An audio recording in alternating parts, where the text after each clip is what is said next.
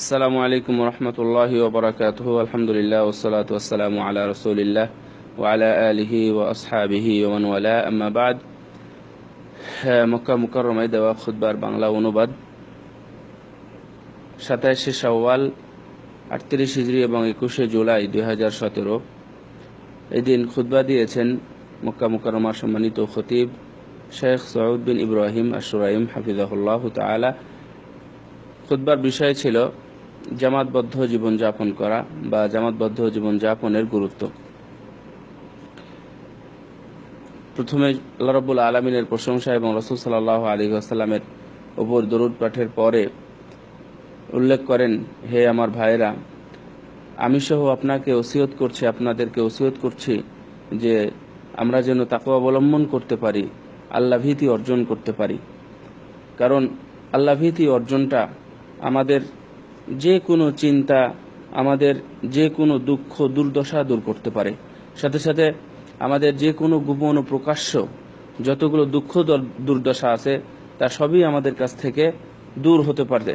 আল্লাহ রাব্বুল আলামিন উল্লেখ করছেন, আলা ইন্না আউলিয়া আল্লাহি লা খাউফুন আলাইহিম ওয়া লা হুম ইয়াহজানুন আল্লাযীনা আমানু ওয়া কানু ইয়াত্তাকুন।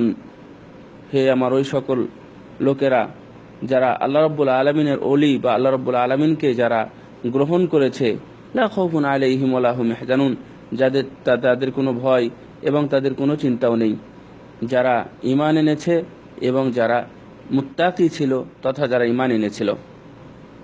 সুতরাং ভয় ভীতি থেকে অথবা যে কোনো চিন্তা অথবা যে কোনো বিষণ্ণতা থেকে দূরে থাকার জন্য অবশ্যই আমাদেরকে পরেজগার হতে হবে, আল্লাহ ভীতি অর্জন করতে হবে।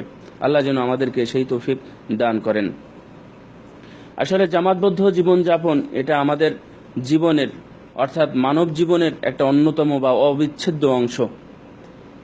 সমাজবদ্ধ থাকা এবং একে অপরে একতাবদ্ধ থাকা এটা মানুষের জন্য ভালো। তারপরে আল্লাহ রাব্বুল আলামিনের নির্দেশ এবং শরীয়তের কঠোর নির্দেশ যে এভাবেই আমাদেরকে জামাতবদ্ধভাবেই থাকতে হবে। একটি বিষয় হলো যে আমরা একটু খেয়াল করলে বুঝতে পারবেন যে একজনের চেয়ে যখন দুইজন থাকে তখন একজনের চেয়ে দুইজন লোক তারা সাহসী হয় এবং ভালো থাকে। অনুরূপভাবে দুইজনের চেয়ে তিনজন, তিনজনের থেকে চারজন এবং চারজনের থেকে পাঁচজন যখন তারা এইভাবে থাকে তখন এই পাঁচজন শক্তিশালী হয় এবং তাদের মনোবল হয় অনেক শক্তিশালী। সেই জন্য জামাতের গুরুত্ব অনেক। জামাত মানেই হচ্ছে একতাবদ্ধ থাকা, একাধিক, একের অধিক। অন্যরা উদাহরণ দিয়েছেন বা অন্যরা সংজ্ঞা দিয়েছেন, ইমাম ইবনুল কাইয়িম রাহিমাহুল্লাহ, ইবনু তাইমিয়া রাহিমাহুল্লাহ, ওনারা সংজ্ঞা দিয়েছেন যে দুইয়ের অধিক যখন একত্রিত হয় কারো নেতৃত্বে তখন সেটাই হয় জামাত। মনে রাখবেন, যদি কোনো সম্প্রদায় বা যদি কোনো এলাকার মানুষ যদি একত্রিতভাবে থাকতে চায় বা থাকে তাহলে অবশ্যই তারা দুনিয়া এবং আখিরাতে লাভবান হবে। অনুরূপভাবে এদের মধ্যেই যদি কেউ পৃথক হয়ে থাকে তাহলে অবশ্যই দুনিয়া সাথে সাথে আখিরাতও তার ক্ষতিগ্রস্ত হবে।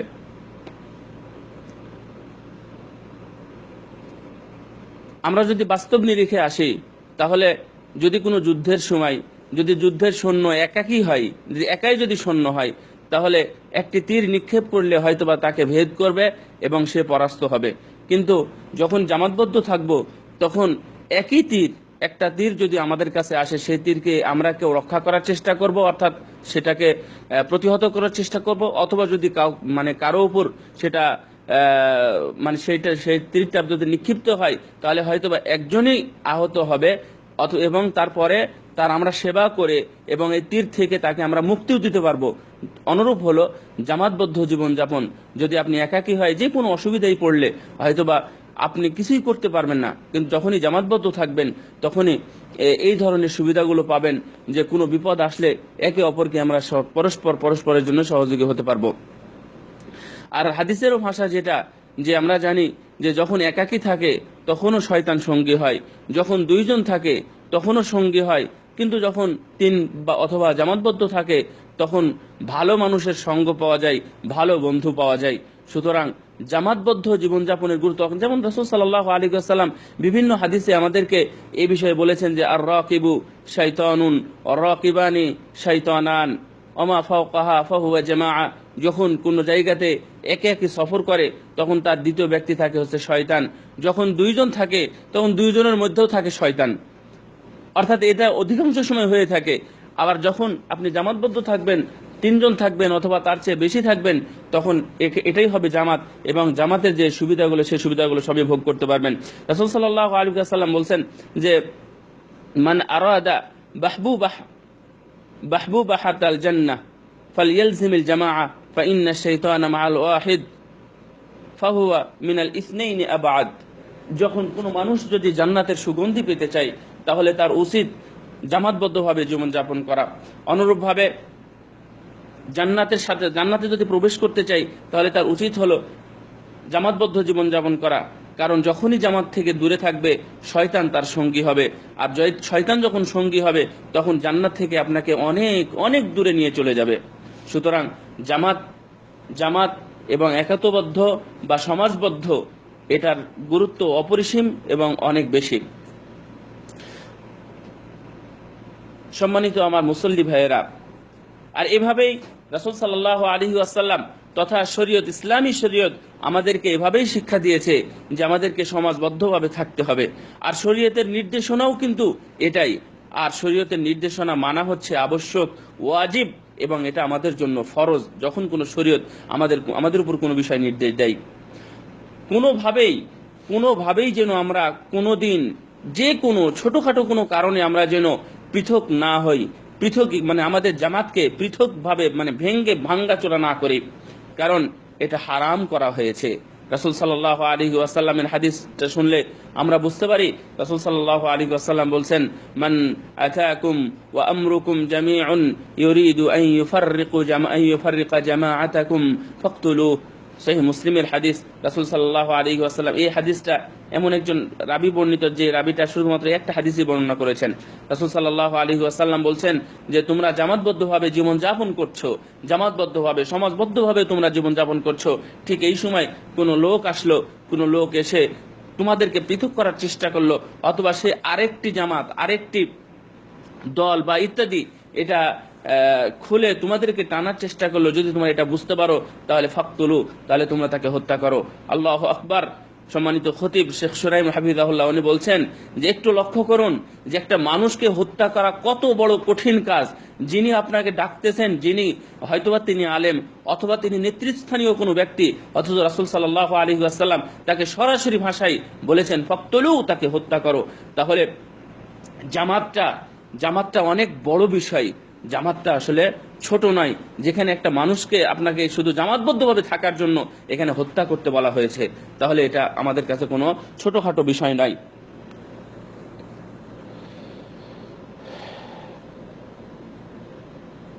আমরা যদি পূর্বের সাহাবী থেকে শুরু করে আইম্মা মুজতাহিদ, তারপরে হচ্ছে যারা ফকিহ, যারা ইমাম, যারা এভাবে ছিলেন, তারাও এই হাদিসের ব্যাখ্যা এভাবেই উল্লেখ করেছেন যে আমরা যখন জামাতবদ্ধভাবে থাকবো আর আরেকজন এসে বলবে যে তোমরা আমার সাথে, ওনারা এভাবে উল্লেখ করেছেন যে তোমরা আমার সাথে এসে একত্রবদ্ধ হও, তোমরা আমার সাথে কাজ করো বা ইত্যাদি ইত্যাদি যখন বলবে, তাহলে তোমরা মনে করবে এটাই হচ্ছে বড় ফিতনাবাদ। কারণ রাসূল সাল্লাল্লাহু আলাইহি ওয়াসাল্লাম হাদিসটা উনি যদিও পরে উল্লেখ করেছেন, কিন্তু এখানে শুধু ছোট্ট কথাটা উল্লেখ করেছেন যে আমি ভয় করি আমার ইমামদের জন্য, আইম্মাতুল মুদিল্লিন বা যারা ভ্রান্ত হুজুর, ভ্রান্ত আলেম, অথবা যারা ভ্রান্ত নেতৃস্থানীয় ব্যক্তি, আমি তাদের ব্যাপারে আমার উম্মতের জন্য আমি খুব আশঙ্কা করি বা ভয় করি। সুতরাং তারাই এসে আজকে মুসলিম উম্মাকে ভেঙ্গে চুরে ছিন্ন বিচ্ছিন্ন করে দিচ্ছে। সম্মানিত আমার দ্বীনি ভাইরা, আমার মুসলিম মুসল্লি ভাইরা, দেখুন আপনি তো জানেন, আপনি মনে করেন যে একজন প্রত্যেক মুসলমান হচ্ছে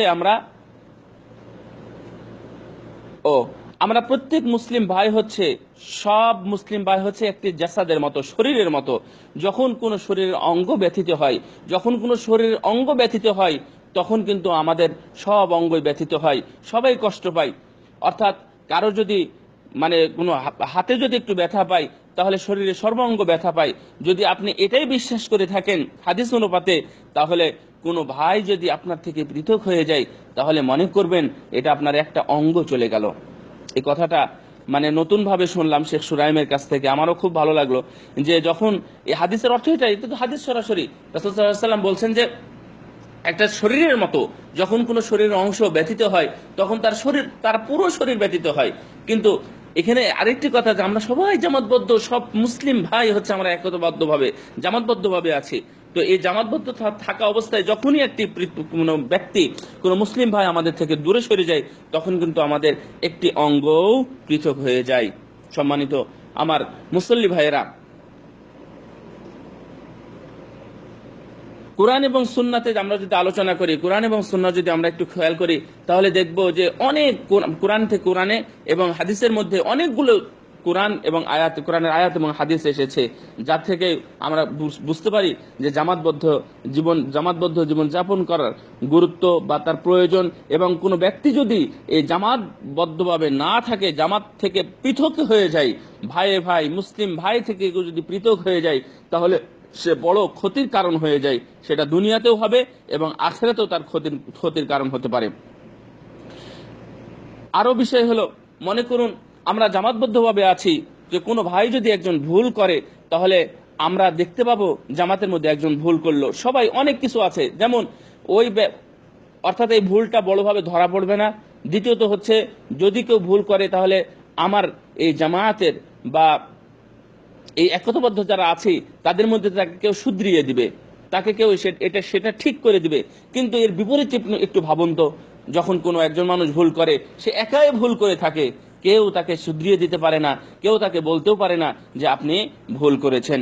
সুতরাং এটা অনেক অনেক সুন্দর জিনিস, যে যখন আমরা এক জায়গায় থাকবো, তখন কেউ ভুল করলে সেটা ধরিয়ে দিতে পারি। কিন্তু যদি আমি একাকী ভুল করি, তাহলে কে ধরিয়ে দিবে? আমার সম্মানিত দ্বীনী ভাইয়েরা, আজকে যখন শত্রুদের সাথে যখন আমরা একত্রিত হই, অর্থাৎ মুখোমুখি হই, তখন আমরা এখানে যুদ্ধ বিগ্রহ মারামারি বা ইত্যাদি অনেক কিছু হয়, কিন্তু এই শত্রুরা আমাদেরকে পৃথক করতে পারে না যদি আমরা মুসলিম ভ্রাতৃত্বের বন্ধনে যদি একত্রিত হতে পারি। তারা কোনোভাবে আমাদেরকে পৃথক করতে পারবে না, যদিও তারা যুগ যুগ অনেক চেষ্টা করেছে এবং এই চেষ্টার ফসলে তারাই ক্ষতিগ্রস্ত হয়েছে, বরং আমরাই ভালো থেকেছি। সম্মানিত দ্বীনী ভাইয়েরা, অনেক বিষয় এভাবে আলোচনা করেছেন, কিন্তু এখানে একটা হাদিস উল্লেখ করেছেন হুযায়ফা রাদিয়াল্লাহু তাআলা আনহু, হুযায়ফা ইবনুল ইয়ামান রাদিয়াল্লাহু তাআলা আনহুর হাদিস। যে হাদিসটা আপনারা জানেন, যে উনি এসে জিজ্ঞাসা করছেন, ইয়া রাসূলুল্লাহ, যে আমরা যে আজকে ভালোর উপরে আছি, এর পরে কি কোনো খারাপ আসবে? যে হ্যাঁ আসবে। তো যে এই খারাপের পরে কি কোনো ভালো আসবে? জি ভালো আসবে। তো এই ভালোর পরে ভালো, তবে রাসূলুল্লাহ সাল্লাল্লাহু আলাইহি ওয়াসাল্লাম বললেন যে ফিহি দাখান, মানে এর মধ্যে মানে ধোঁয়াটে আছে, অস্পষ্টতা আছে। এটা কি? তখন রাসূলুল্লাহ সাল্লাল্লাহু আলাইহি ওয়াসাল্লাম বললেন যে আসলে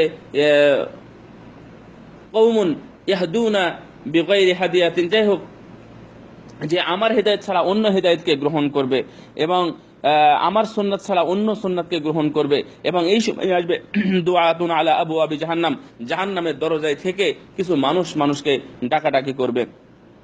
তখন তোমাদের কি করতে হবে? তো হুযায়ফা ইবনে ইয়ামান রাদিয়াল্লাহু তাআলা আনহু জিজ্ঞাসা, রাসূলুল্লাহ সাল্লাল্লাহু আলাইহি ওয়াসাল্লাম বললেন, তালজিম জামাআতাল মুসলিমিন, তুমি জামাতুল মুসলিমিনদের সাথে সর্বদাই থাকো, এবং তুমি এর উপরেই থাকো, যদিও তোমার কোনো ক্ষতি হয়, যদিও তুমি একাকী হও, যদিও তোমাকে শিকড় খেয়ে গাছের শিকড় ধরে তোমাকে থাকতে হয়। সম্মানিত আমার দ্বীনী ভাইয়েরা, সর্বযুগের সবচেয়ে বড় ফিতনার কথা যেগুলো বলা হয়েছে, তার মধ্যে জামাত থেকে পৃথক হওয়া। সাহাবী রাদিয়াল্লাহু তাআলা আনহুম আজমাইন, তাদের থেকে ফিতনা শুরু হলো কখন? ওসমান রাদিয়াল্লাহু তাআলা আনহুকে হত্যার মাধ্যমে। বর্তমান যুগের এ পর্যন্ত আমরা এমনটাই দেখে এসেছি। ইবনে কাসির রাহিমাহুল্লাহ, ইবনে তামার রাহিমাহুল্লাহ থেকে বর্ণনা করেছেন অনেক আগেই, যে প্রত্যেক ব্যক্তির উচিত এই হাদিসের ব্যাখ্যা করা এবং এই হাদিসকে ভালোভাবে বোঝা। রাসূলুল্লাহ সাল্লাল্লাহু আলাইহি ওয়াসাল্লাম তাই বলেছেন, ওয়ালা তাহাসাদু ওয়ালা তাদাবারু ওয়া কুনু ইবাদাল্লাহি ইখওয়ানা, তোমরা খবরদার পরস্পর ভাই হয়ে থেকো, পরস্পর হিংসা করো না, পরস্পর তোমরা কোনো দ্বন্দ্বে লিপ্ত হয় না। আল্লাহ রাব্বুল আলামিন বলেছেন, ওয়া মান ইউশাকিক রাসূলা মিন বাদি মা তাবায়্যানা লাহুল হুদা ওয়া ইয়াত্তাবি' গায়রা সাবিলিল মুমিনিন ওয়াল্লাহি মা তাওয়াল্লা ওয়া নুসলিহি জাহান্নাম ওয়া সাআত মাসীরা। যারা আল্লাহ এবং আল্লাহ রাসূলের যারা অবাধ্যতা করে, আল্লাহ রাব্বুল আলামিন তাদের জন্য রেখেছে জাহান্নামের আযাব এবং ভয়াবহ শাস্তি। সুতরাং আমরা বলবো, এই বলে উনি প্রথম খুতবা শেষ করেছিলেন। দ্বিতীয় খুতবা এই বিষয়গুলো আবার পুনরায় উল্লেখ করেছেন, এবং বিভিন্ন ইমাম নববী, ইমাম খাত্তাবী, তারপরে হচ্ছে ইমাম কুরতুবী রাহিমাহুল্লাহ, তারপরে আবু রাবিয়া ইবনুল কাইয়্যুম রাহিমাহুমুল্লাহ তারা কি বলেছেন জামাত সম্পর্কে, এই সমস্ত বিষয়গুলো তুলে ধরেছেন। আল্লাহ রাব্বুল আলামিন যেন আমাদের সবাইকে যে কোনো মূল্যে জামাতবদ্ধভাবে জীবনযাপন করার তৌফিক দান করেন। আমিন। ওয়া আখির দাওয়ানা আনিল হামদুলিল্লাহি রাব্বিল আলামিন। আকুলু কওলি হাদা আস্তাগফিরুল্লাহ লি ওয়া লাকুম ওয়া লিসাইরিল মুসলিমিন। শেষে উনি দোয়া করেছেন এবং দরুদ পড়েছেন। আল্লাহ রাব্বুল আলামিন যেন সেগুলো কবুল করেন। আমিন। ওয়া সাল্লাল্লাহু আলা নবিয়িনা মুহাম্মদ। এটা একটু দেরি হয়ে গেল।